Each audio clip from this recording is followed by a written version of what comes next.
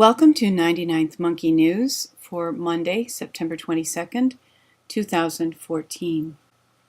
The first issue that I'm looking at is from Forbes magazine, Gamergate, a closer look at the controversy sweeping video games. And this doesn't have direct relationship to the kinds of issues that I normally talk about.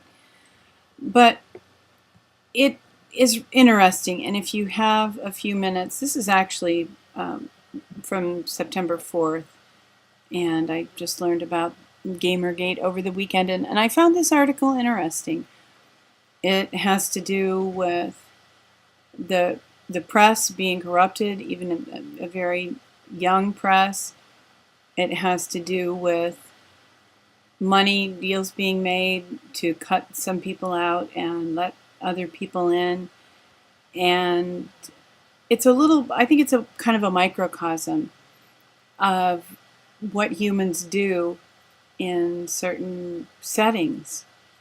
And it's kind of tragic to know that even in small communities, there's this, well, relatively small communities, there's this kind of corruption in the press, and people have been using it too. They've been using this whole issue, I guess, to make names for themselves, and the whole thing is interesting. As I said, if you have a few minutes to read this article, if you're interested in human behavior and how we have arrived in some of the difficult spots in which we find ourselves, you will probably find this interesting. Benjamin Fulford has a very interesting blog this week, and there seem to be more and more indications that the bad guys are failing. And one instance that he gave of how they are failing is this New York Times article, "Suspicions Run Deep in Iraq that CIA and the Islamic State are united." This is becoming public news. It's hit the mainstream media. The CIA and the Islamic State are united. They know it in Iraq, and people know it all over. And I have shared this before, but I saw it in a tweet or something, and I thought I would bring it up again because it's really helpful information. RT interview with Roseanne Barr speaks out on MKULTRA in Hollywood brainwashing mind control, which she does. But like I said, I've posted this before, and listening to it this time, what I noticed about what she said is that Hollywood is a pyramid, and the people at the bottom are women, actresses.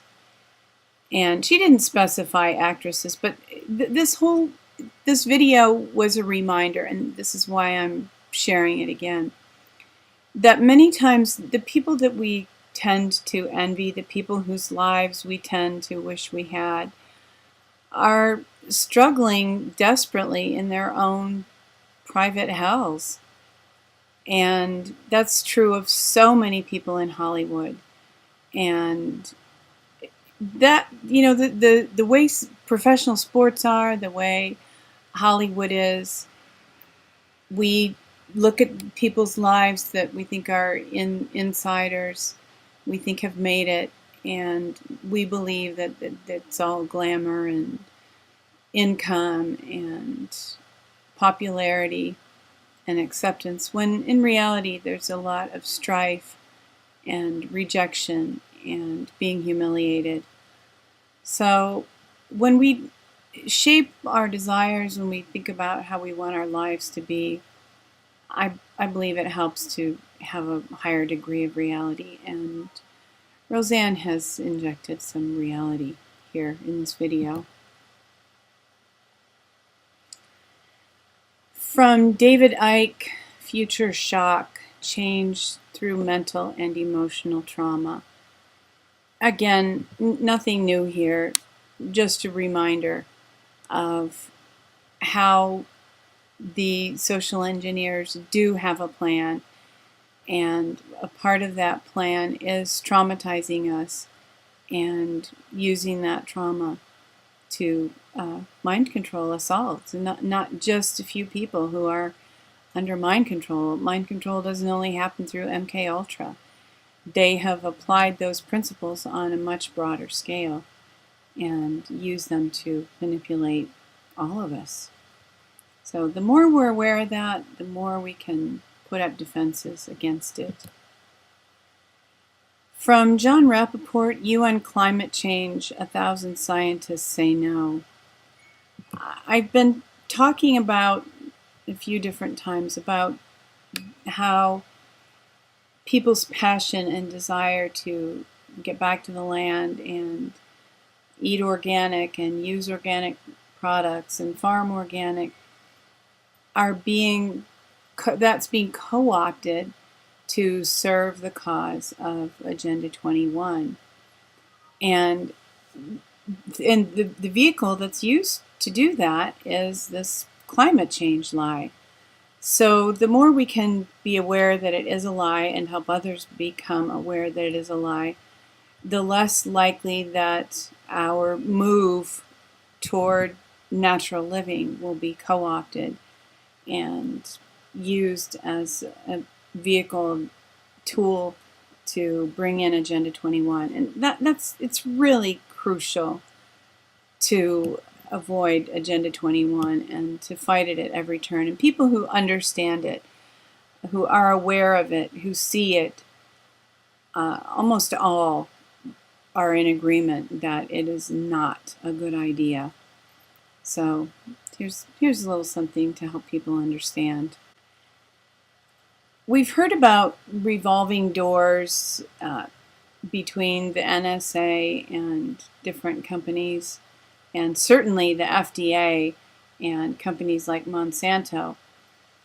And I hadn't been really fully aware of this relationship before, so I thought that I would share it. It's a YouTube video, Going Underground, Julian Assange on Google's revolving door with the State Department.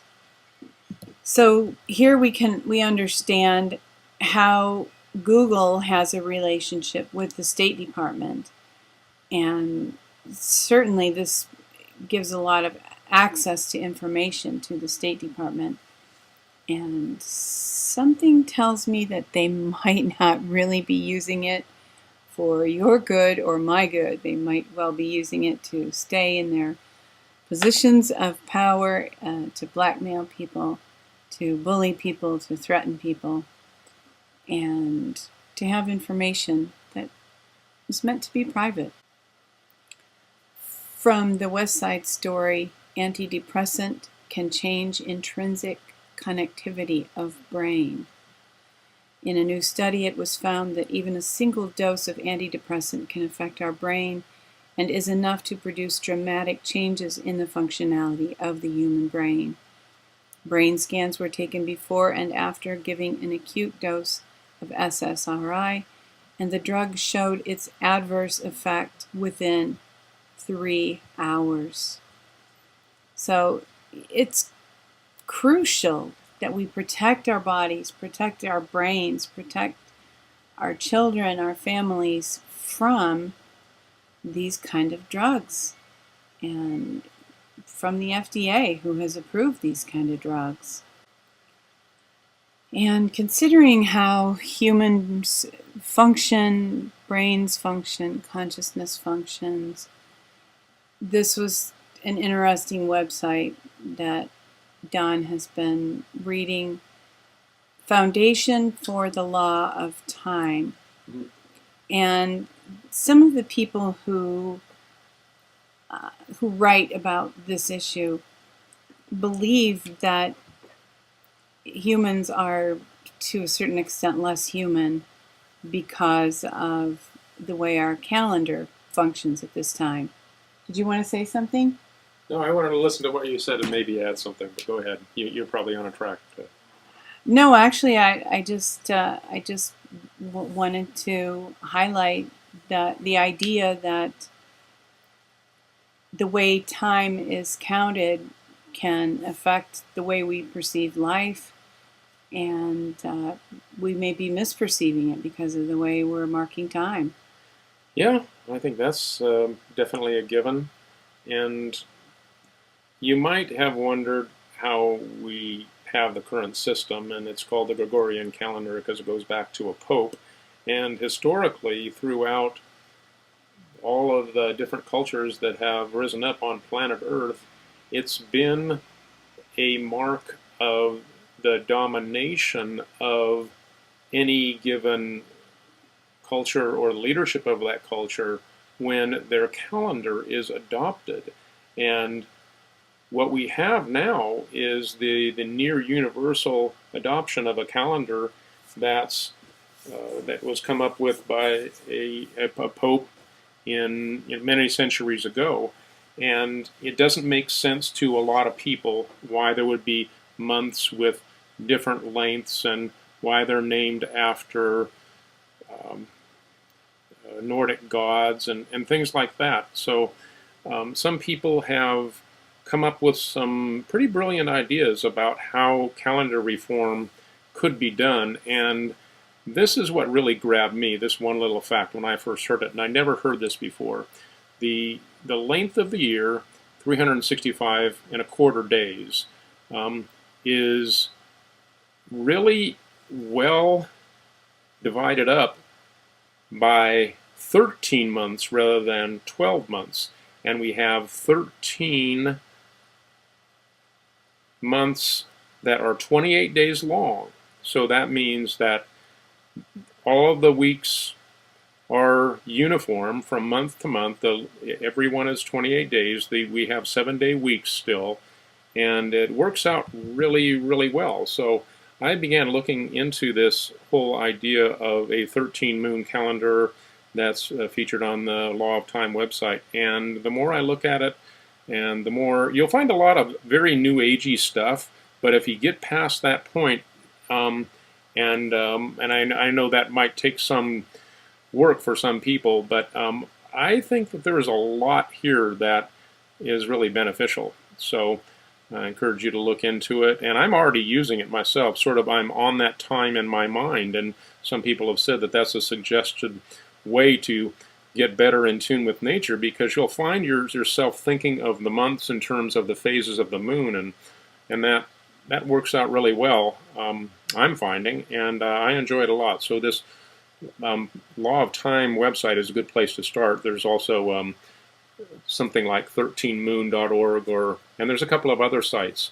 They're all oriented around the same idea, and there was one individual that did come up with this concept and had this basic revelation about how we were trying to fit time into a space matrix, and realized that that was messing us all up. So I think there's a lot to be said for this, and I recommend looking into it. Do you remember right offhand the formula for energy over time equals art, or whatever that?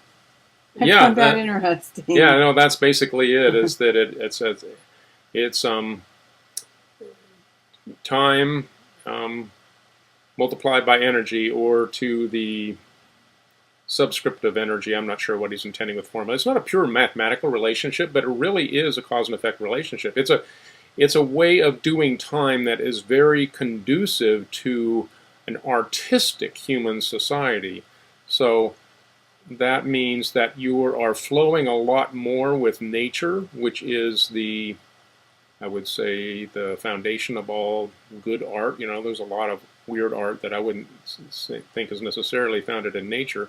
But the most soul-pleasing art, I think, is founded in nature, and this is a type of a calendar that's very harmonic with nature. So, yeah, it's just energy times time is equal to art. The humans put in the energy, and if you're using a clock that is in the fourth dimension, which is time, instead of the third dimension, which is space, then you actually get art.